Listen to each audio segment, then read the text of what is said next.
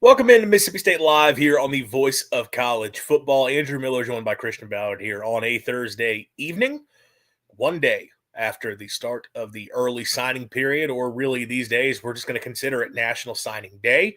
A very successful day for the Bulldogs. That's going to be the topic of discussion for tonight.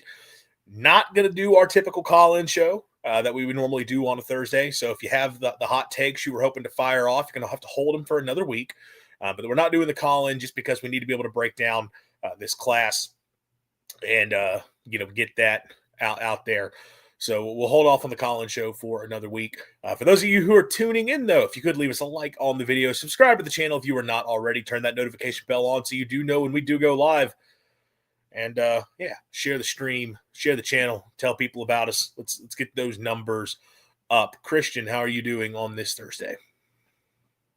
Doing great, man. Ready to talk some recruiting for the Bulldogs and, maybe, look at some of these, if you want to later on, conference title games. And really, I think for me personally tonight, it just kind of, not taking calls, but also kind of curious how some of these other SEC teams did. What were some of the things you took from National Signing Day outside of Mississippi State, if you have any? Well, I would say the biggest takeaways outside of state, I mean, Tennessee had a huge day with several flips in their favor, really moved up quite a bit. Vanderbilt getting pinned to paper from Jared Curtis and just everything that commitment means for that program and getting a top three player nationally, one of the best quarterbacks available, and getting him in the class is absolutely massive for that program. It's one of those signs of what is possible here in this NIL era for them. I think the fact that you look at Georgia, you look at the SEC and not having the top three classes. The highest rated class, according to the 247 Sports Composite. I think 247's own rankings might have had Tennessee number 3, but by the 247 Composite, the highest class was Alabama at number 4. And first time since 2008 that an SEC team has not been the number 1 team in the country in the class rankings. And it's one of those examples of the wealth kind of being spread out with NIL being a thing. You have more schools that are able to go out and spend the money on rosters, and you see five stars getting spread out. I think Bud Elliott had a really good point on Cover 3 podcast today, talking about the fact that it was like 21 different schools signed a 5-star prospect, where the previous record was 15. So the fact that you have and Mississippi State's one of those, getting a 5-star in the class in Bralan Womack. So seeing that wealth of talent be spread across the country is one of those things that you get with the portal. You've seen it with the portal, but now you're seeing it on signing day as well. And look, Georgia's a great example of this. Georgia, for as dominant as they've been, it's a fine class. They have 1 5-star in the class, which is a low for them over the past few years. And they only had 1 player in the top 10 from the state of Georgia. Like kids in their backyard, only 1 top 10 player in the state signed with Georgia. So you see that talent spreading out, more kids going elsewhere, more programs signing high-level players. I think Kiffin's first class at LSU was sort of another interesting thing, that it's kind of hit or miss, where you got a few kids who are wanting to be a part of the boat immediately, other kids who are waiting around. Obviously, he has that 5-star defensive lineman who the ESPN has him as the top-rated player in the country. Going to hold off on signing because he wants to see what the defensive staff's going to be like. So it's going to be interesting in the SEC moving forward, but definitely was an eventful day. Mississippi State was a big part of that, though, and State was one of the winners of signing day. With the surge they were able to make, I know Rivals put it out there. They had Mississippi State as one of the 5 teams that won signing day, which was a really great sign to see that Bulldogs were able to take advantage. There was a lot of movement around the SEC because of the coaching changes, and that was a point that was asked of Jeff Lebby in his post-signing day press conference, like, hey, do you think this helped you guys out, that you guys have some stability here while so many of the other teams in the conference are changing coaching staffs? And Lebby did say, yeah, we were able to take advantage. I think Bralan Womack's a great example of that, but there's a few other kids there as well where some of these other programs were pushing them, and I think State was able to come out on top because State had stability for a few of those programs, for stability compared to those programs, and they were able to land that talent. So big day in the SEC and a big day for Mississippi State, as we're going to get into here just in a bit. Yeah, man. looking at some of these classes, I mean, Mississippi State looks like they dominated. I like how my Crimson Tide did too to finish top 5, specifically at number 4. Um, Not really a whole lot of surprises. I mean, I guess you could say there's surprises outside the top 10 just to get like the Washingtons, the Oklahomas up there in top 20, which I guess Oklahoma not so much, but like I mean, even Bill Belichick had 39 commitments, no 5 stars, but 39 players signed. Um, I don't know if that's necessarily a record for North Carolina. I don't know if they've done more, done less, whatever. But for Bill Belichick, even after this season, I think stuff like that's pretty good. But obviously, I know we need to, I don't know, kind of focus on Mississippi State. Um, I say we go ahead and get into it. Yeah, so it was a successful day for the Bulldogs, for sure, which is really a great thing to say considering where going into the week this class stood, because they were in the high 40s. I think some services had them low 50s in terms of national rank going into this week. And all the conversation was just State is doing terribly on the recruiting trail. We talked about it some here on the show. They have not had a lot of success. That offensively, there's some solid players there. There's guys that you look at that you believe can step in and be contributors at the next level, have power conference offers. A few guys that frankly are underrated and are still underrated, probably should be rated a little bit higher. You were okay with the offensive class. Defensively, you were severely lacking SEC caliber talents, at least on the surface.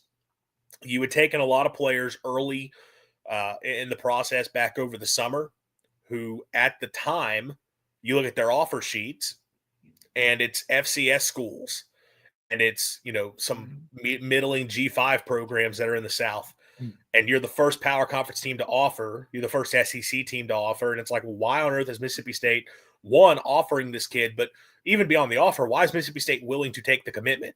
You can offer a kid and tell them, like, hey, we're not going to take the commitment right now. Think it over some. We're going to let the process play out a bit. But, like, we may have a spot for you. You can do that. But Mississippi State was taking the commitments. And they were in a position where it felt like they were going to sign their worst class in about 2 decades.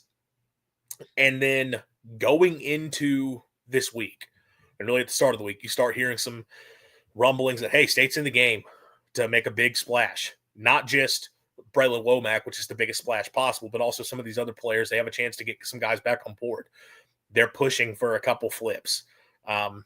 They're pushing for some big commitments down the stretch for some quality players to step in and really boost this class, bolster this class, and get it to a position to where you're going to end up signing a quality group. And sure enough, they were able to do that. And it was a very successful run from State. I know that behind the scenes, there was some big time work to make sure. And I'm not just talking about from the coaching staff. I also mean from when you talk about the Bulldog Initiative and when you talk about the State Excellence Fund and making sure that the money was there to go out and get players, which you have to do these days.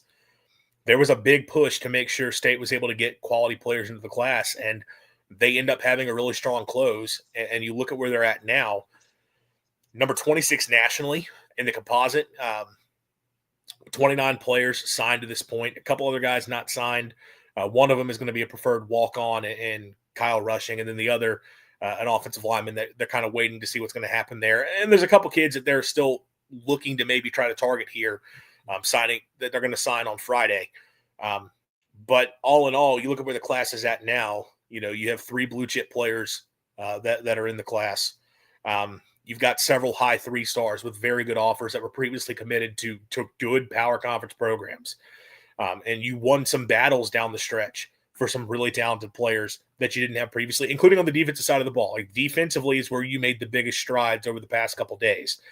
Added some quality pieces on offense as well. But from a defensive standpoint, as I mentioned, State was in a position where they had a lot of players that they had committed that you questioned, is that a guy who's truly a take for an SEC program? And look, frankly, they still have a few of those guys. But one, to their credit, some of the guys that they did get early ended up blossoming. And the evaluation was there for State.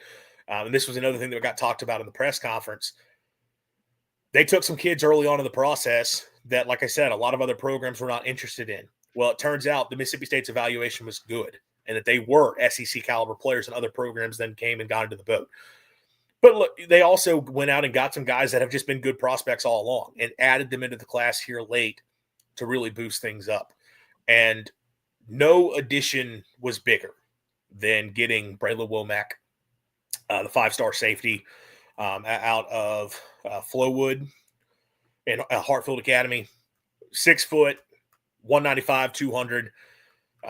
If you go off of the composite ranking, he is. I had it on the 247. I got to switch over.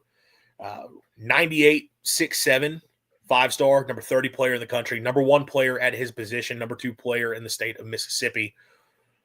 Just an elite prospect. And obviously, I talked a lot about this on Monday night and picking him up and what getting him means for the program. But now that he is officially signed, it's just a huge addition in so many different ways.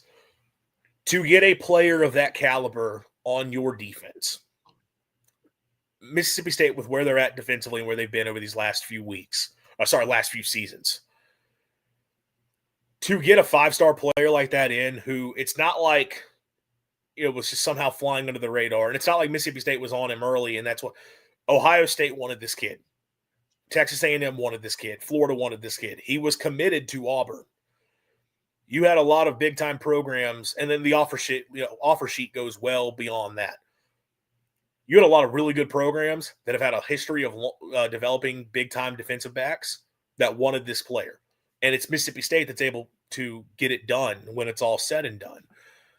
And that was such a spark. I think it helped Mississippi State out in terms of landing some of the players that they did on signing day and securing some of the flips that they did and picking up some momentum. I think it got the fan base rejuvenated a little bit, which you badly needed with where you've been at, to get some people excited for this program once again.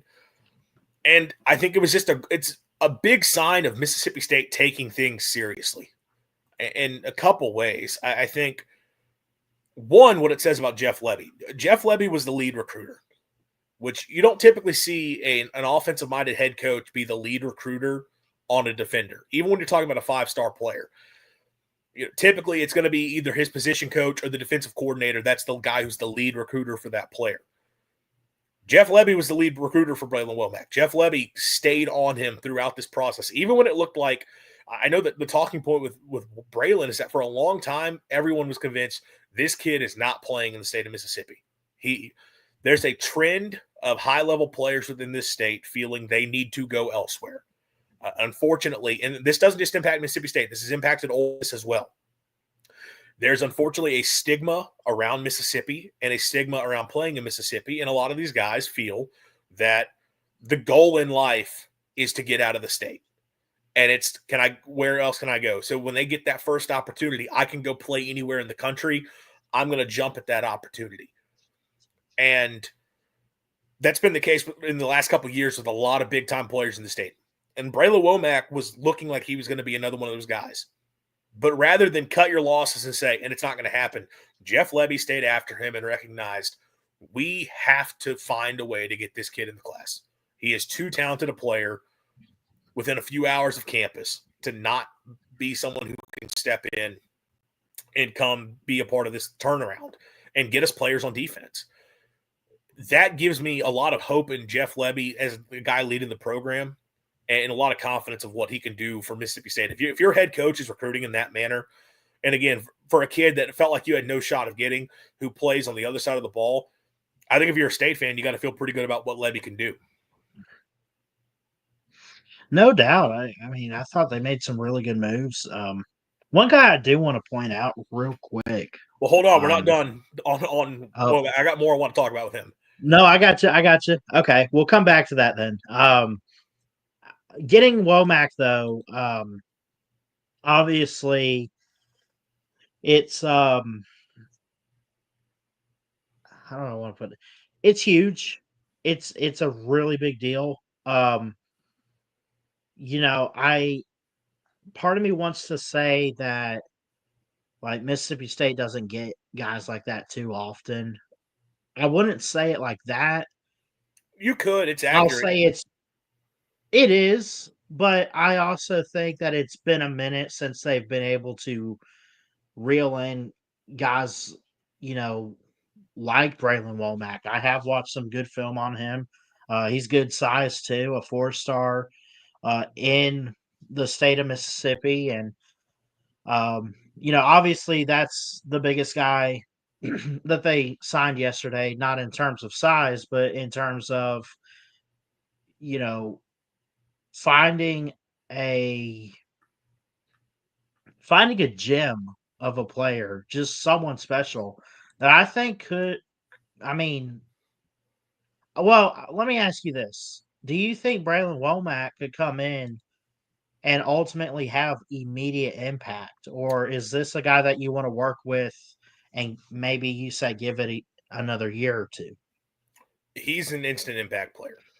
And Sweet, I do want to say, like, 247 has him as a 4-star, but if you go off the composite rank, he's a 5-star player. And nice. he is the 7th Okay, highest rated signee in Mississippi State history. First 5-star since 2019 when they got Charles Cross. And hey, that worked out. The guy became a first-round pick at left tackle and is still on a second contract now with the Seattle Seahawks. Has done a great job in the league. So, they've had a few of these guys here or there, Jeff Simmons, Chris Jones, and then you really got to go back a ways before that. But they've had some of these big-time players before, but there's not a lot of them. So you're accurate in saying that you don't have a lot of these guys.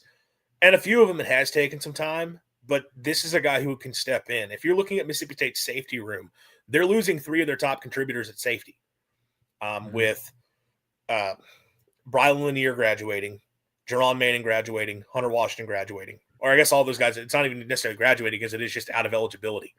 You also have Stonka Burnside, who is someone that you were sort of hoping to develop into a high-level safety, transferring out of the program. Now, I think I have heard it's not like a done thing. And, of course, the portal has not opened yet. So it's just him announcing his intention to transfer. State's got about a week they got a few weeks to try and settle things and get him back on board if they want to keep him as a part of the team moving forward. So that's a guy who maybe could become something. But you have a hole at safety. You're going to need guys who can step in. And this is the type of talent that can really help you out. And I've got more on that, but I did want to hit this point because I was talking about with Levy and like how big of a sign it is that you held on to him. The fact that it didn't matter that you didn't get DJ Durkin to come in and be DC and DJ Durkin stayed at Auburn and you still got the signature when it's all said and done, again, speaks really loud, speaks volumes for MSU. So we talked about on Monday when this commitment happened that it felt like maybe there was some reading of the tea leaves, and Mississippi State fans were kind of trying to put the puzzle pieces together that ultimately wasn't fully there. Does this mean DJ Durkin's going to be State's DC? Because Womack wanted to play for Durkin at Auburn. That was a big reason why he committed, and he wanted Durkin to get the head coaching job. And he was, I think, expecting that DJ Durkin was going to be the head coach at Auburn. Once that didn't happen, that's part of why he decommitted and flipped to Mississippi State. And he was pretty upset that DJ Durkin was not going to be there. And we hear that, and then we hear that Jeff Lebby's the lead recruiter. And there's a little bit, okay, hold on here. Like, are we talking about that if Lebby's the lead recruiter, then clearly he didn't sign with Coleman Hutzler at DC. There's a lot of smoke that State is going to be making a change at DC within the coming days. Nothing official, but there is a lot of smoke that staff changes are coming. Is it possible there was some behind closed doors dealings happening here that part of getting Bralan Womack was saying, hey, DJ Durkin is going to be your DC at Mississippi State? Well, DJ Durkin chooses to stay with Auburn. Alex Golesh keeps him on staff there. And immediately the Auburn side is like, boom, we're getting him back. Like, Bralan Womack, come back home. You're going to be an Auburn Tiger once again. And I don't think – we know now, people around the program had zero worry of that whatsoever. But from the fan base perspective, there was a lot of, oh no, what's going to happen here? Are you going to hold on to him, or is this going to be some signing day shenanigans and you lose him in the final hour? Besides Mississippi State, zero drama. Like when it was his time to go up to sign, he went up and signed, and he was a Bulldog. He was decked out in maroon, had a little walking bully statue, had a cowbell, no issue, Mississippi State Bulldog. Which again, knowing how tight-knit this guy was with DJ Durkin and Auburn, and that's all signs were pointed to him going there. And also all signs, if he were going to flip everybody thought he was going to go to Texas A&M. And I know it's been put out now. He basically gave Texas A&M. It's funny because I'm just talking about how locked in he was on Auburn. After he visited A&M, which was 1 week after he visited State, he told the staff at Texas A&M, I'm going to be an Aggie. He didn't commit to them publicly, but he gave them like he gave them a verbal in private. They're like, hey, I'm coming here. It never happened. Auburn was able to fight that off, but Mississippi State fought through that as well. And Mississippi State and Jeff Lebby were able to get him on board. And even once the Auburn situation looked like it could be more favorable for him, with Durkin still being there, still signs with Mississippi State. It's a great sign for Jeff Lebby and what he can do as a recruiter. But, man, it's also a great sign. Mississippi State getting its act together. I alluded to this earlier that there was some talk about some boosters making sure Mississippi State was going to be lined up the way they needed to be, to make sure you had things set up behind the scenes like, hey, we can go get players, which I think there's been a lot of positive momentum for that for State over the past year. I think this is a great example of it because we don't have to kid ourselves. You definitely had to pay a good bit of money to get Bralan Womack to come be a Mississippi State Bulldog. That's just how the game is played these days, and there's no need to dance around it. But Mississippi State was able to do that. Mississippi State was able to give him what he needed to come be a Bulldog. And when you're able to beat out the likes of Ohio State, Auburn, Florida, Texas A&M, that is a great sign for what this program is ultimately capable of. Now, getting back to and to close out thoughts on Womack, talking about him as a player and a guy that we think can provide an impact. You know, I'm not a scout. I've gone through and I've watched, his huddle film that everyone else has shown. And I've seen some of that, and I've read the scouting reports on him, but I don't pretend that I have the ability to tell you, oh yeah, that guy's a ball player. I mean, I can do that, but I mean, breakdown technique, all that kind of stuff, I'm not going to be able to tell you all that. But the one thing that stood out in the scouting report specifically was the idea of versatility and then what he can do as a coverage player, including in man coverage. So from a versatility standpoint, they talked about, one is the fact that he was a 1,000-yard receiver playing offense, also a very good kick returner, but then the ball skills you see as a safety, which having that ability as a receiver and as a return man tells you this is a guy that, one, he's going to be able to make plays on the football and probably force some really good turnovers with interceptions, but then two, make plays after the pick. So that's great.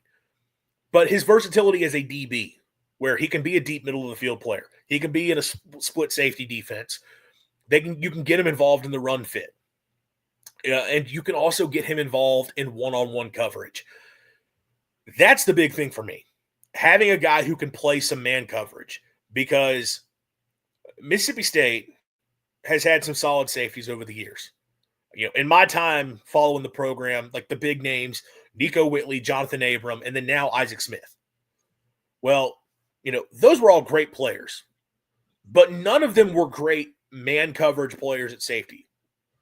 Nico Whitley was kind of like that deep center fielder type guy, would go out, track the ball, make some big interceptions, and would lay the lumber. He'd knock the crap out of you. But he was not a guy that you were going to line him up in one-on-one coverage. I think State did it one time in the 2012 Egg Bowl, and it did not go well for them, for as good of a player as he was. Jonathan Abram, old school box safety, downhill, going to get involved in the run fit, be a big-time tackler, not a great coverage player. Didn't have to be a great coverage player because of the defensive line and linebackers he had in front of him, but he was a tackling machine and a hard hitter.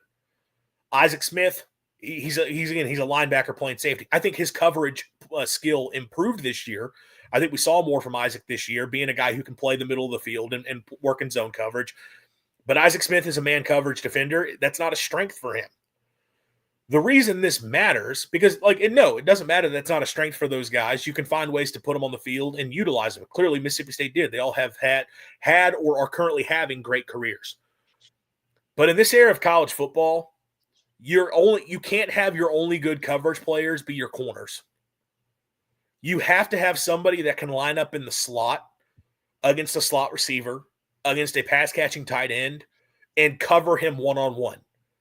Because think back to how many times we've seen Mississippi State over the last few years, and I'm not talking about the last couple of years in the Coleman Hutzler defense. Go back to Zach Arnett, who had good defenses in Starkville and far better players than you have on the roster now. And how many times did we get a safety matched up one-on-one with a top receiver and it go very poorly for MSU? It happened a lot. That was like the one big flaw that we saw all time and time again. Well, that was because there's times where you've got to have somebody cover the slot man-to-man. And Mississippi State's just not had the guys who were good enough to do it and handle that well. This is a guy in Bralan Womack who it sounds like could develop into that. Like, there's scouting reports that say he could play corner. If you needed to play him at corner, you could. But if you wanted to play him at nickel, you could play him at nickel. And I think that's what would be really intriguing for me. Can this be the guy that Mississippi State gets, that you finally get a piece on defense that can play man coverage in the slot to where you're not getting toasted by these teams that have the big-time slot receivers, have the big-time pass-catching tight ends, which has been something State has gotten exploited with year after year after year. I feel like Womack's the guy who could step in and give you that. So, really good piece, really talented player, and it's a huge win for Mississippi State. I think it signals a lot for what this team is able to be. Christian, I know earlier you said you had a player you wanted to talk about. Where'd you want to go?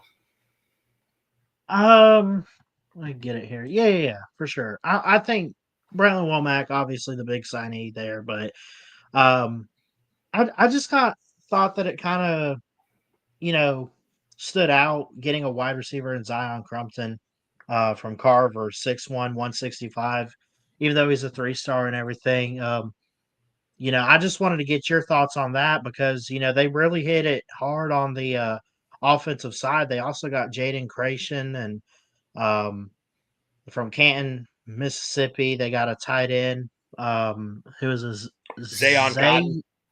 Zayon Cotton. Yeah, just want to make sure I said that right. But overall, I mean, they hit 5 receivers, 3 tight ends.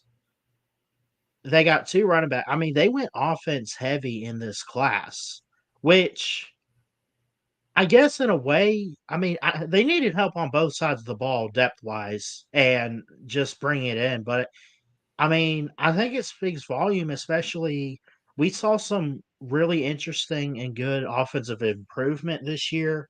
And overall, I want to get your thoughts on some of these guys they signed on offense. And then, did some of the improvements we saw from Mississippi State, I think it kind of played a role in bringing some guys in. Well, wide receiver was one of the position groups I wanted to highlight specifically. So, I mean, hey, that leads right into this. And I'll actually include Zayon Cotton with the tight ends with the wide receivers, because he's really more of a flex tight end and was playing more of a wide receiver role in high school. I think he's going to be a tight end at Mississippi State with his frame, especially if he puts on some weight. But he's going to be a guy that is a pass catcher at the position for sure. And they might flex him out, find ways to create some matchups for him. Really good group of receivers for Mississippi State. And we'll start with Cotton. The one 4-star that you have offensively, at least there's a few guys they're 4-star players. They're just not rated as a 4-star. But 91 overall, if you round up on the composite. Number 11 player within the state of Mississippi. Number 13 player at the tight end position, 277 nationally, 6'5", 215, big-time frame. A guy that Ole Miss really tried to push hard for quite some time and just never wavered. Had been committed to Mississippi State for several months. Didn't matter that push came. He stayed with the Bulldogs. And really nice addition there to get a guy who can step in as a receiving threat at tight end. Lebby has had guys like that before. We've talked a lot about Bralan Willis at Oklahoma and what he was able to get involved with doing there in Lebby's first season. Going back to Ole Miss, and I cannot believe I'm blanking on the guy's name, but in 2020 at Ole Miss, they had the receiver who put up really big numbers, Yaboa, who had really big numbers for them that season. And then I think Seydou Traore at Mississippi State's a guy over the last couple of seasons you've looked at and thought, man, there's some potential there to really get him involved. And I thought they did a little bit of a better job this year. And he had an okay season, but still was not able to really thrive the way you would have liked to have seen. But Lebby's a guy that has shown the ability to get tight ends involved and get them involved in unique ways, get them to the football. And when you have a guy who's that type of frame that you can use as a matchup player, that's huge. Now, if he's going to play as a tight end, you got to figure out what he can do from a blocking standpoint. And when I say as a tight end, I mean like even as an H-back, where even as an H-back, you don't necessarily have to go and block defensive ends, defensive linemen, but can you block linebackers and safeties? That's the big thing. And that's what the part of his game that we're going to have to learn about. But as a receiver, I mean, he's a big time player and someone that you think can step in. And he's a really going to be interesting target to see. And you're losing Seydou Traore. Maybe he can, if he puts on the proper weight year one, maybe he's able to go out and be a contributor year one, because you need a guy who's that receiving threat at the tight end position. But you mentioned some of the other receivers that they got in. I really like this group. Jaden Creation out of Canton, 6'3", 185, number 19 player in the state, 88 overall prospect, big frame receiver, big time playmaker. Zion Crumpton, who you talked about out of Montgomery, Carver High School, 88 overall prospect, 6'1", 165, another burner. And these are guys that you look at the offer sheets, like they've got good programs interested in them. And they're guys who put up big time production at the high school level. And they're guys who are explosive playmakers at receiver. That's the big thing that stands out when you look at the players that step in. Playmakers at the receiver position. And I think, I know the rating does not jump off the page, but I think a good evaluation from Jeff Lebby and his staff, like they got a good receiver group in. And they're guys who I think are going to be able to be really dangerous for you. You added a win on signing day with Kemian Henderson Jr., who I believe goes by Junior Henderson Jr., another 88 overall, receiver, 6'3", 190. So again, more size, another explosive playmaker out of Carthage, Texas. Previously committed to Arkansas, decommitted from the Hogs, and it was, TCU, Kentucky, Kansas State were sort of all the teams in the mix there.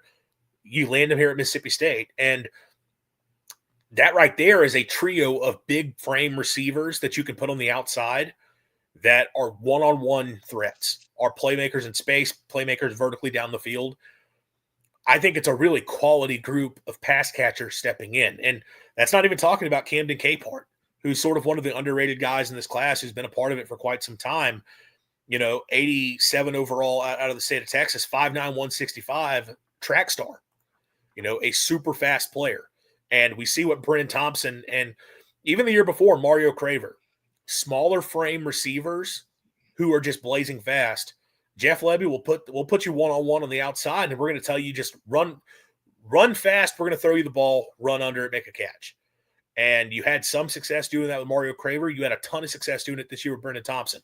So you kind of see the vision there. Can he be that type of player for you as that big play threat down the field? I don't even want to just limit him to being like, well, it's a short white guy, so he's going to play in the slot and catch a bunch of hitch routes and a bunch of slant routes, and that's going to be, he's Julian Edelman out there.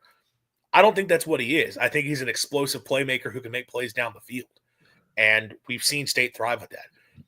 This is a really good group of receivers, I think, stepping in for Mississippi State. And I think you've seen the success you've had over the last few years, and it's paying off, right? A couple years ago with Kevin Coleman putting up huge numbers in this system. And then this year you have two receivers put up big numbers between Brennan Thompson and Anthony Evans. Guys, all of those guys were unproven coming to Mississippi State. All of them were guys that had shown flashes here or there, but they step into Starkville and become big-time playmakers and catch a bunch of passes, put up a bunch of yards, find the end zone. And Lebby's been doing this his entire career. I don't think wide receiver recruiting is going to be an issue under Lebby, especially with Chad Bumphus, who's done a great job evaluating these players, coaching these guys up. They got a good group of pass catchers coming in, and I think that these are going to be, I don't know how much you're going to rely on these guys year one. I'm sure they'll find ways to get involved if they can make an impact, but I also expect State to probably portal a couple players at receiver. But this is a group I think you can have success with over the next few years. Yeah, I mean, look, they had decent success this year with the receivers they already had. Obviously, we had great guys out there, Anthony Evans and Brennan Thompson, and now it's time to turn the page on some of those guys. We talked a little bit in the offseason about some of the guys that could have had potential and showed up at times a little bit, like Jordan Mosley or whoever. You look at this year's wide receiver class and what they were able to bring in as far as weapons. Haven't really gotten a chance to really look into highlights of some of these guys, but to get the 6th overall wide receiver in the class at Matt Mayfield, I think is a big one. And Well, that's JUCO. um, well, yeah, okay, it's still a good pickup though. But then you got guys like Camden Capehart and um, I don't know, man. I love that they went offense here. I love the pickup of Brody McCorder at quarterback. I love Luke Hutchinson at tight end. I've heard that name thrown around quite a bit. I've heard some good things about him. Looking into recruiting and stuff this offseason. And uh I just I think they found some steals on signing day, and I'm just excited to see how these guys can contribute to the program overall. I think going offense heavy, I mean, you needed to hit some sides of defense too, and they did. But I don't. I feel like part of the issue this year was just showing up when you needed to every single week and making the plays on offense. We didn't do that every single week. I'm not saying that bringing these guys in is going to fix that, but you hope that it gives it a spark next season in 2026 that ultimately your offense under Jeff Lebby takes a huge step forward. You hope so. Over on the defensive side of the ball, if there's a position group I really wanted to look at, right? And obviously, look, you get the safety in Bralan Womack, you get another safety in Jaden Taylor, that's Camario's younger brother. It's a good player, so nice additions there. But defensive line, I back on Monday was talking about my concerns with the D-line group for State, and I think they did an outstanding. They knocked it out of the park on signing day of improving their D-line room and adding quality pieces to the class. And you have to start Micah Nickerson out of South Pike down in Magnolia. Edge rusher, 4-star, 90 overall player, number 13 player within the state of Mississippi, 6'5", 215. So on the lighter side, but again, a true rush end. And you can get some weight on him. That'll be the next big thing to look at with him is sort of bulking up. But this is a guy that we talked about State having the evaluation and guys that you took at the time that people kind of rolled their eyes at, question why is that a commit, and then it blows up.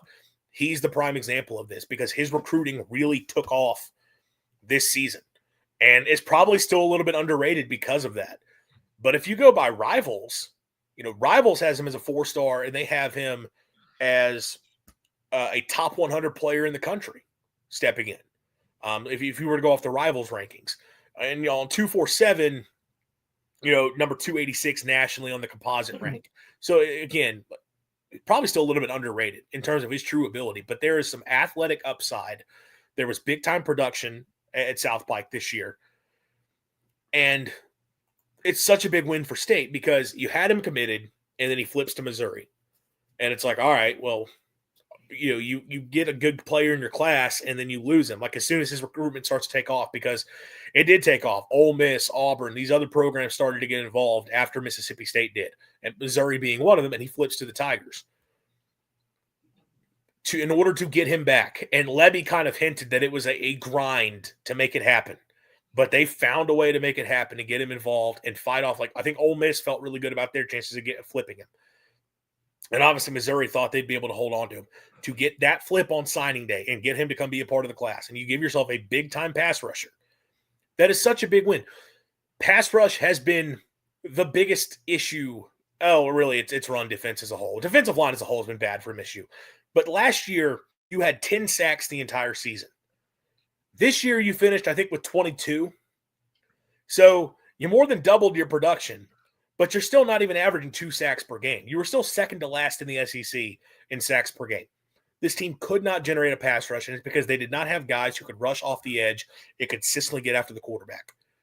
Micah Nickerson is someone that they think can step in and give them that and be that big-time pass rush player off the edge and make an impact there.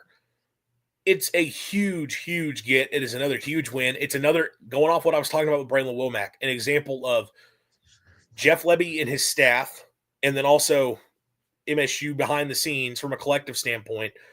We're going to find a way to get some wins. And just looking at him, if you told me that was the only big signing day win MSU had, after if you secured Bralan Womack and then you got Micah Nickerson, man, you would take that because you're telling me I'm getting a big time coverage player in the secondary, a 5-star player, and you're giving me a 4-star pass rusher to get after players on the defense and get after quarterbacks. That's a combination you can win with. It's a combination you can have a lot of success with if you've got a good pass rusher and good coverage. So that is a huge win for Mississippi State to get him. But the D-line class beyond that, it also got better. You get a couple of additions on signing day from former Power Conference commitments. Tico Crittenden, 88 overall 3-star out of Lithonia, Georgia, 6'4", 300. A guy that was previously committed to Florida State, decommits from the Noles, and then it's sort of a Mississippi State versus Georgia Tech battle, and State wins that battle. And this is a guy that, again, big-time size along the defensive interior. If you're already 6'4", 300 pounds coming out of high school, you can put another 20 pounds of mass on. I mean, you're talking about a force there along the defensive interior, one of those space eaters, someone that you need like that. And it's a quality player that, again, Power Conference programs were after. Georgia Tech is a good program right now with what they're doing under Brent Key. So to win a battle against his home state Yellow Jackets and get him to come to Starkville, that's a big win. Another win you get in the class, Chris Addison, who's listed, he's listed as an edge rusher, maybe could play, inside, but I mean, 6'3", 250, another 88 overall out of Winsboro, Louisiana, previously committed to Michigan State. Obviously, Michigan State has the coaching change stuff going on. You are able to take advantage of it. This is, again, one of those examples of taking advantage of all the coaching changes around college football. Stability at Mississippi State helped out.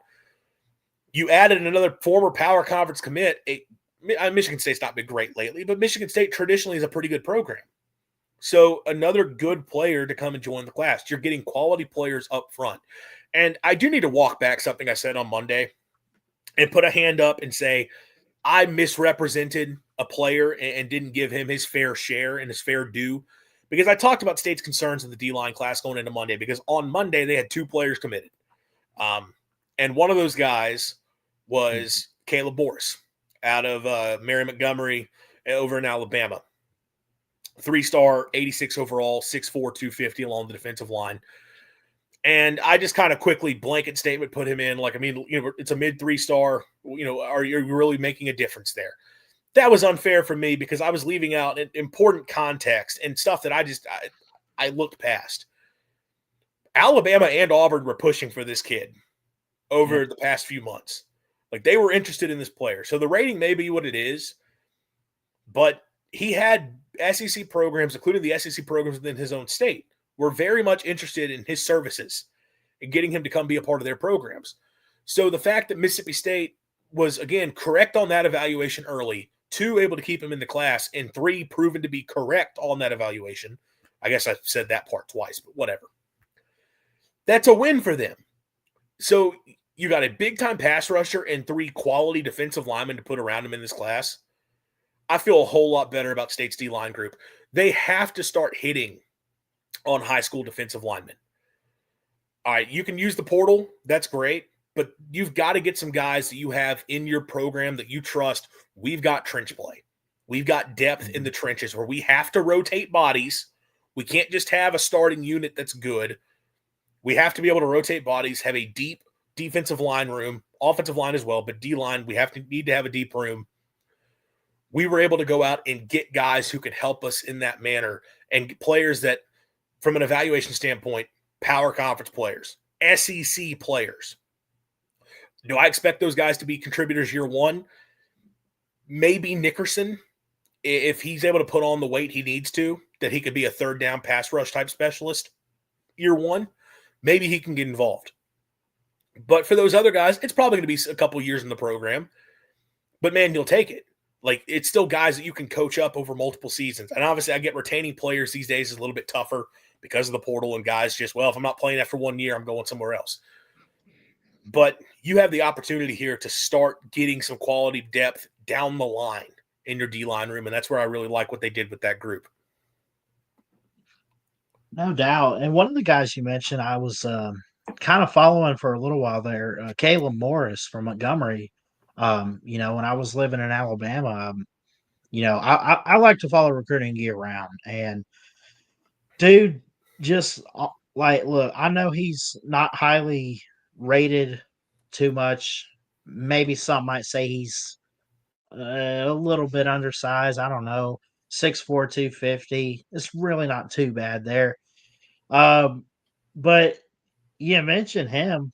I mean, he had offers from really good schools: Georgia Tech, Auburn, Alabama, Miami offered him, South Florida, West Virginia. He could have gone to a couple different places, and he chose to stick it out with with the Bulldogs. And I think you know, I think he could be a game changing defensive tackle. I really do. Watching his film, man, he's really fast. He's very well disciplined. And get after the quarterback, push through some offensive linemen, get through the tackles and everything. This dude just looks like a stud, and I'm excited to see guys like him. A couple of the names just to highlight in the class. I'm not going to run through every single group. I thought, obviously, we had to talk about Womack. I thought wide receiver and D line were sort of big things to hit. But other players of note, Dalton Toothman and Leon Noyle, both offensive linemen, both probably going to play tackle. I know Noyle is listed as a interior prospect, but his frame, I mean, he's 6'4" and a half, 255. I feel like that's a guy that's got to be a tackle, because I feel like putting on another 70 pounds feels unrealistic, but maybe. A couple quality additions. Again, power conference players on the offensive line. I think it's important that you get some of those pieces in early. And for the same thing I talked about with defensive line, developing talent in the trenches, getting guys in the program and giving them multiple years to get bigger, stronger, more physical, and develop them. Teach them up from a skill set standpoint. Continuity and having guys in the program is so big for offensive line. And again, this is an era where it's difficult to do that because of how much things are changing and guys want to get in the portal, but I still think that was really good for them. At running back, I mean, J.J. Hill, and I know this is a guy that every Mississippi State fan and a lot of people in the state of Mississippi, it's not just state fans, anyone who's watched him in the state will say it's bullcrap that this is a kid who's considered like the number 30 player in the state of Mississippi, I guess by the composite number 26, that he's only an 87 overall 3-star. 6 foot, 220, built like a freight train, will run you over. And look, I know breakaway speed in high school is not the same as college, but the guy sure had plenty of long runs in high school for someone that all we talk about, or the narrative as to why he's only a 3-star is, well, he's not that fast. I don't care if he's not that fast. With the physicality that he's able to run with, that's a big-time dominant piece between the tackles that I think State can have a lot of success with. I think he will be a very good player for the Bulldogs. Another example of one of those offensive guys that probably a little bit better than the rating. I think with Hill, Creation, Crumpton, they've got some offensive weapons there. I think Toothman, I mean, you look at the offer list there where it's Auburn, Ole Miss, Clemson. To me, those are guys that I look at and I think, okay, those are probably 4-star quality players, but we're rating them as 3 stars, which it is what it is. The rating ultimately, I'm not a stars don't matter thing, but hey, the evaluation is what matters. And the evaluation is that these are guys that can be contributors, if not really good players at the power conference level. And Jaden Taylor, Camario's brother, 88 overall athlete, 6 foot 170 out of Macon, going to play safety for Mississippi State, can be another big weapon, and just a guy that it's really cool to have him playing on the same team as his brother. Another one of those signs of, people trying to spread the narrative of Camario into the portal or whatever. I think Camario's made it very clear he is a Bulldog, and it's going to be great to have him here in the program. And now you get his brother, and I feel like we're going to have to work out a way, even if Jaden's going to play safety. We have to get him on the field at the same time as his brother and let him catch a touchdown pass. Like it's got to happen at a certain point. All in all, I think this is a successful class for State. I like what they were able to do. And considering where you were, not just several weeks ago or months ago, going into the week, to now have a class that is top 30 and should finish top 30 easily, if not potentially bump up. And I'll talk on that just briefly here in a sec. it is a huge win. Is it where it needs to be? No. There's still guys in this class that you're looking at, and it's like, okay, there's still some questionable takes. But you got enough quality pieces. You have to feel good that this is a group that you can actually start laying a foundation with moving forward. Now, I did mention there's a chance it could get better, and there's 2 names you're looking at that are going to sign on Friday, or at least expected to sign on Friday. 4-star tackle Bryson Cooley out of Laurel, and 4-star receiver Kenny Darby out of the state of Louisiana. Both guys who, I guess we might as well effectively call them both former LSU commitments, because while Bryson has not backed off his commitment to LSU, no one is expecting him to sign with the Tigers. Kenny did decommit from the Tigers back earlier in the week following the hire of Lane Kiffin. Mississippi State firmly in the mix for both these guys. Bryson is someone they've been recruiting hard for a long, long time. Thought they were going to be able to flip him away from the Tigers. It just never seemed to be able to happen. Now they've in a position here. It doesn't feel like he's going to be going to LSU, but the team you're going to have to beat out is Alabama. Bama has gotten involved here over these last few days. Can you beat out the Tide for him? If you can, and you're adding a 4-star offensive lineman to your class, you will take that all day. Like that is a cherry on top for what you've done for the offense so far. With Darby, a guy who was committed to Mississippi State previously, in a kind of the classic case of Mississippi State gets on a kid early, offers him early, but then they ultimately step away. They get bigger and better offers, and they choose to decommit. But State continued to recruit throughout the process. He's decommitted from LSU. Doesn't look like he's going to be a Tiger. Mississippi State very much back in the mix. Now, the team that just got involved is Colorado and primetime Deion Sanders. I mean, look, I get that's enticing for a lot of kids, but I think I'd rather play closer to home, and I'd rather play in Jeff Levy's offense. Now, I will say, Colorado did just hire Brendan Marion to be their OC, who's a very good play caller. Runs the go-go offense. But I mean, look, man, that's a triple option offense. Do you want to go play for a triple option team? No, you want to go play in the veer and shoot, where you get to go put up 1,000-yard receivers, run and go balls all day. Like that's what you want to go do. But another really talented player, a 4-star prospect, that if you can get him in the class, State doesn't technically have a 4-star receiver in the class. Now, I think they've got guys who are 4-star talents, and I don't think State has to go out and add another receiver. If I can only get one of the 2, I want Cooley because I want the offensive line talent. But I still think if you can get Darby, you would certainly take him. Don't know if State's going to get either of those guys. I know with Cooley especially, a lot of people are expecting it's going to be Alabama, but you've had a chance now for a couple days to really make a move and are going to have a chance leading up until tomorrow. So, look, even if you don't get one of those guys successful, if you add even one of those guys, though, tomorrow, I mean, you're talking about a top 25 signing class, and it's a really, really good day, couple days for Jeff Levy again in this program moving forward. Obviously, if anything happens that are final cherry on top, to this class, we'll talk about it next week, and then start sort of looking, okay, from a transfer portal standpoint, where does Mississippi State have to be? I know there's also rumblings that could be some coaching staff changes on the way, so that'll be something to look at next week. We're not closing out the show just yet, though. We do have our final thing we're going to do. We're going to make picks for one final time this season. I don't know, maybe stuff happens in the postseason, but for now, before the postseason officially starts, this is the postseason, but Conference Championship Week is its own thing.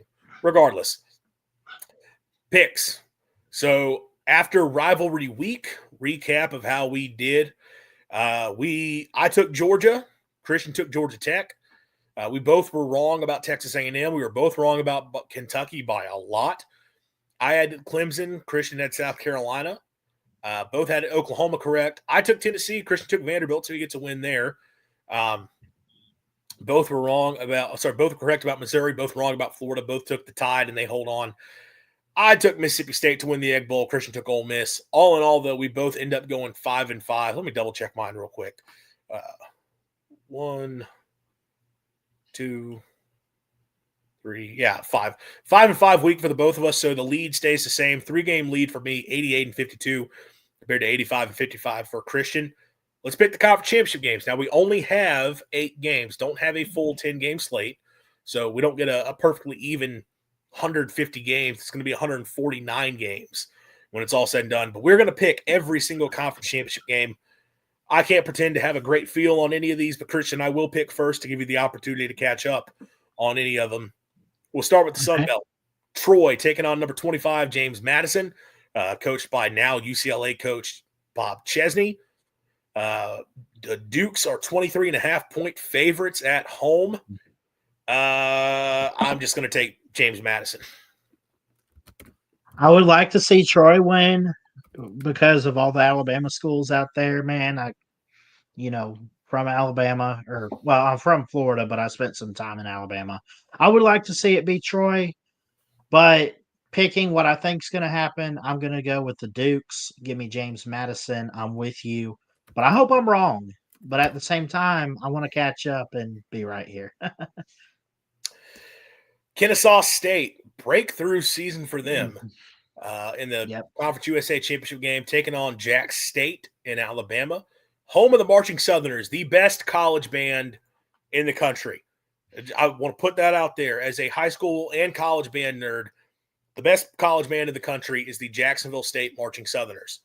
Not Jackson State, Jacksonville State. That is the best college band in the country. If you have not listened to them, go watch them, and you'll see why I say that. Just a wall of sound. They're getting that game at home, but Kennesaw is actually a 2.5-point favorite. Kennesaw runs the veer and shoot now, so I'm going to pick Kennesaw. It is hard to defend that. That last one, I did not pick Troy. I was with you on James Madison. I'm going to pick an Alabama team here. Let's go Jacksonville State. Let's do it. This could really be a close game, man. This could be a fun one to watch. Yeah, 2.5-point spread. Should be close. And it's also the Conference USA. They're all like the same team. Right. Number 24, North Texas, battle of coaches who are not going to be here next year, taking on at Ullman Stadium, number 20, Tulane. So a top 25 matchup in the American Conference. North Texas, 2.5-point favorites on the road. Obviously, Eric Morris at UNT is taking the job at Oklahoma State. John Sumrall is the new head coach at Florida. So a matchup between two coaches who, again, not going to be here, but both will be able to coach their teams through the postseason, and the winner of this game is going to be going to the college football playoff. Big, big stakes here. I'm riding with the air raid team. Give me North Texas. Part of me wants to go Tulane, but North Texas is so explosive. I'm with you there. All right.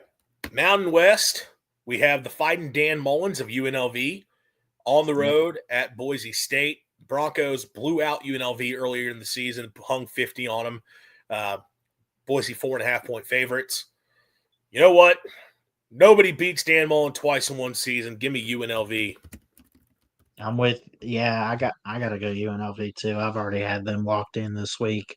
I've been really high on them. I was high on them last year. This was the championship last year, wasn't it? And Boise State beat them and got in the playoffs. And I don't like you said, no one's gonna beat Dan Mullen twice, man. You don't do that. I mean, it's actually, just I'm sure a lot that's of people criminal. will beat Dan Mullen twice. Boise's going to score 60 in this game, but whatever. I'm picking Dan because it's fun. Yeah. First power conference matchup we're going to talk about, which is let's flip that. Let's do all the power conference in order. So I'll actually go to the MAC championship game.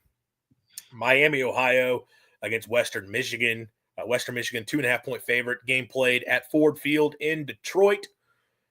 Chuck Martin is a hell of a football coach. Just finds ways to win football games. No DeQuan Finn, doesn't matter. Give me the Red Hawks.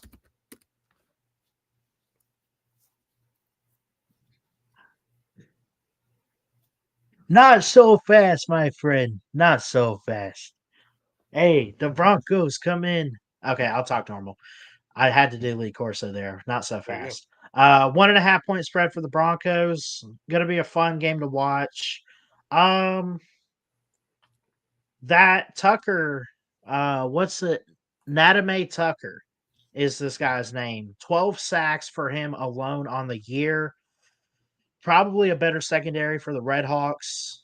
And probably a better explosive offense. But that quarterback for Western Michigan's very mobile, very explosive.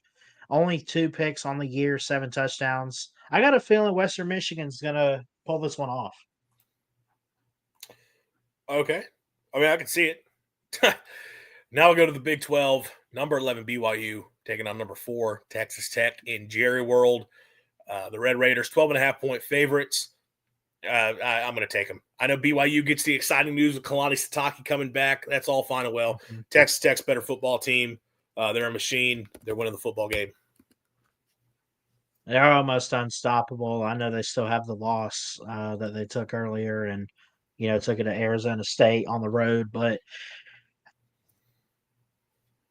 they did not only beat number 7 BYU, they beat them. What was it, 29-7 Something like a that, couple yeah. weeks ago? Yeah, dude.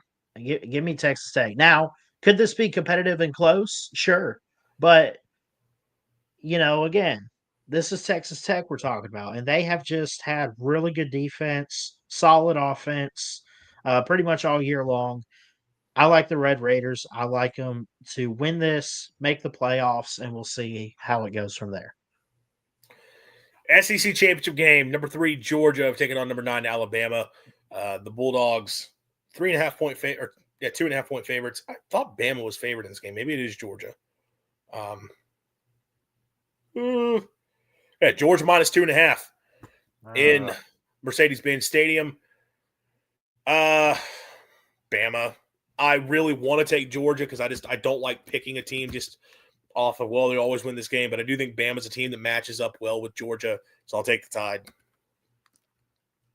Y'all know it's my team. I got to pick Bama, but it wouldn't surprise me if Georgia pulled this off, man. It'll be another good game between the Dogs and the Tide, of course. 2.5-point spread in Atlanta. As long as it's really close, man, I mean, let me ask you, both teams are in no matter what the outcome is, right? Even if you get a 10-3 Bama that loses this game, I mean, do you sneak them in there as long as it's close enough? Yeah, it's got to be close. It can't be like this 33-18 crap we had in the Natty a few years ago. But if we get like a 27-24 like we usually see when they go head to head, I mean, it is what it is. I think what would save Bama is the fact that they really do not want to punish teams for taking an extra loss in the conference championship game. Like, you played an extra game, so someone's going to have to take an extra loss. Now, I will say, like, look, if you're a 10-2 team, and I understand strength of schedule, but I'll be honest, I don't really care what your strength of schedule is. Like, a 9-3 team in a conference championship game, if you lose that game, I don't care what your strength of schedule was. You lost 4 games, I don't want you in. I think it's a little different for Bama going to 3 losses, but it could be close. It could be close. I will say, I think Bama's one issue has been defending pass rush. That's kind of been a problem for them this year. Georgia's pass rush is not very good, and Georgia's secondary is gettable. So that gives Ty Simpson, if he has time in the pocket, can operate. Other side of the ball, no Drew Bobo on the offensive line. No T. Overton for Alabama. Bama's down some players in their defensive front. Yeah. But I think, with no Drew Bobo, that hurts the Georgia offensive line. They were able to run the ball against Bama last time. I don't think they're going to be as effective running the football this time. I think Bama still ultimately gets it done. Number 1 versus number 2. I just want to say, go ahead. I wanted to throw this in there. Like, here's the thing. Real quick, Bama's getting in win or lose. And I say that because they even considered putting us in at 9-3 last year.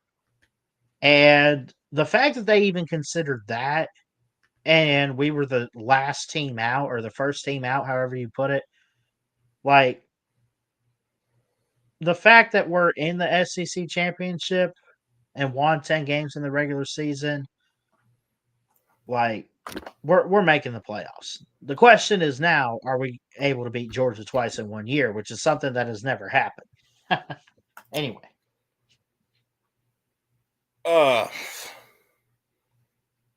Big Ten championship game. Number 1 versus number 2. Top-ranked Buckeyes, 4-point favorites over number 2, Indiana. Should be a much, much better game than we got a season ago when these two teams met. But I think Ohio State's a world beater. I think it'll be a competitive game, but I'm going to take the Buckeyes.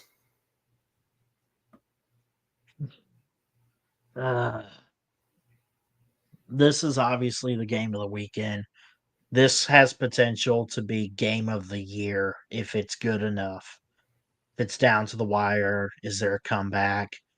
I'll tell you what, if Ohio State goes up 2 scores, they're winning this game.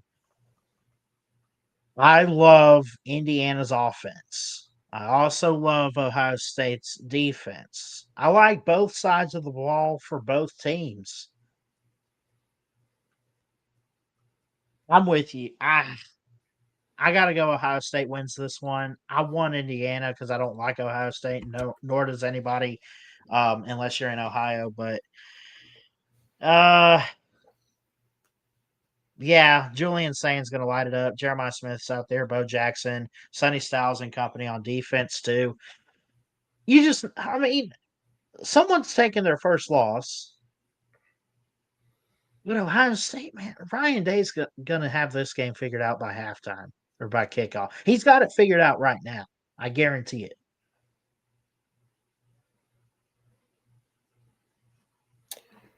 All right. Last game. Mm-hmm. ACC championship game.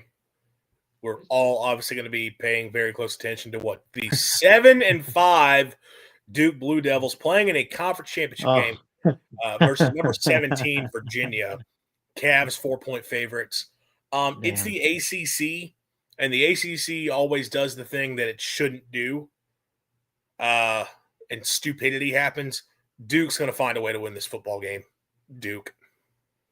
I never even thought of it like that. I'm going with Virginia just simply because they have the better record and the better team, so I'll give you a disagreement here. The All Cupcake Conference Championship game is not must-see TV. I guarantee you Virginia finds a way to win this game big. I'm not a big believer in Duke, and it just goes to show you how bad teams like Georgia Tech screwed up. Clemson is down in a big way. Florida State, who had the big win over us. I mean, dude, the fact that you have freaking Duke in the ACC title tells you how bad your conference is in 2025. I mean, what it tells you is that divisions were good. And not having conferences that were massive was good. Because Miami is 10-2 and clearly the best team in the ACC. I understand they lost to Louisville and SMU. Miami's the best team in the league. And Miami may not make the playoff at 10-2, despite being the conference's best team, because the tiebreakers didn't let them get in. Bring back smaller conferences and bring back divisions. My goodness, figure it out. Yeah. All right. That'll do. We have 3 differences when it's all said and done, so it's possible we just tie. Which if that happens, I don't know what we'll do. Rock, paper, scissors. Yeah, that's right. I feel like that's how they're deciding who goes to some of these conference championship games now. With all the tiebreakers. That'll do it for us tonight. Obviously, big recap of signing day. Successful day for the Bulldogs. And we'll see if they're able to make it a little bit sweeter on Friday with a couple more additions. And then it's portal season. Looking ahead to the next year for Mississippi State, what moves are they able to make? I guess the portal doesn't officially open until January, but obviously you're going to see guys. You're going to see guys, announce their transfer. There was a couple other guys who hit today. We didn't talk about any of them because I don't think any of them are really all that relevant to the discussion. But see if State's able to start making some moves towards working some guys in the class. Expecting staffing changes to happen relatively soon, but we'll see on that. So, of course, if that does come to fruition, that'll be another big topic on this show. Obviously, no post-game show here because the football season is completely over with for MSU, and we don't even get to react like, if you won the Egg Bowl or one of these other games, could have been reacting to a bowl game. Like, hey, bowl live, Mississippi State's going to XYZ Bowl, but they're staying at home. So, no Mississippi State show, but I think we are thinking over on the SEC channel some sort of a reaction post-game to Alabama, Georgia. Not instant reaction because obviously Jackson has to cover the Tide for the Alabama channel, but later in the night, we're going to talk about whatever happens in that game and then take a look to the next day, make our final predictions for the college football playoff. That's a plan. We haven't officially decided that. We're planning on doing that. We're also thinking about going live for the playoff reveal and breaking down all the playoff matchups as they happen, react in real time. So fun stuff coming over to the SEC on Voice of College Football channel, but plenty of good stuff coming right here on Mississippi State, the Voice of College Football as well. Thanks to everybody for listening. If you haven't already, please leave us a like on the video, subscribe to the channel, turn that notification bell on so you do know when we do go live. As always, swing your sword, and Hail State. College football is even more exciting when you've got some action on the line, and the games are even better when you're cashing in. And the Voice of College Football is the place to be to get the greatest value. Start with my picks. 75% against the money line, 58% against the spread, and I've got a 40-plus year track record. 11-0 in the college football playoff for me last year against the money line, 8-3 against the spread. And I'm just the warm-up act. Steve Merrill of Wager Talk is our ace in the hole, show stopper. 7 years with the Voice of College Football, over 30 years in the industry. Steve gives us analysis on all the big games, but you can't miss Steve's weekly under-the-radar pick. 28-12 against the spread the last 3 years. You also get picks from some of our top analysts here at the Voice of College Football, including Corey Bratta, Matt Zemek, and Steve Dace. Check out those numbers. Become a YouTube or Patreon member for just $99 per month. Go to the main channel on YouTube, click join, and then select the betting tier. Do the same thing on Patreon. Make 2025 a winner now.